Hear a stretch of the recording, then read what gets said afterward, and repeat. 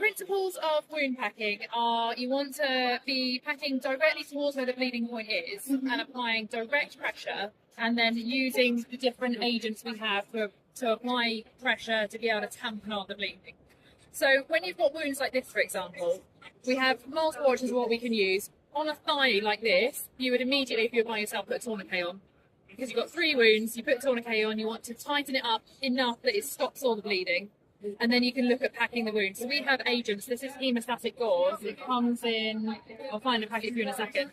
But this is gauze that has an agent in it called chitosan, which essentially helps the clotting of blood.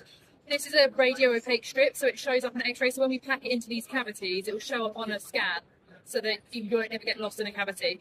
So when you're using these to be able to pack wounds, what you want to do is, say the bleeding point is here, direct pressure with the thumb onto the bleeding point and feed the material in under your thumb. Because for this to start helping with the clotting process, it needs to be pressed against the bleeding point and against the blood to actually kind of activate it. So you're constantly applying direct pressure. The direct pressure will help with the bleeding as well. You know, when you cut yourself, you hold it down with a bit of tissue and it stops bleeding. This is the same, but on a larger scale.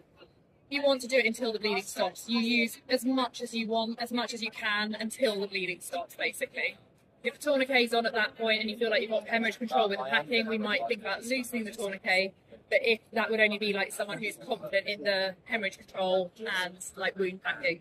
So any doubts, you leave the tourniquet on, and then when someone more advanced arrives, they might loosen it up at that point. We'll do a demonstration of the bleed control.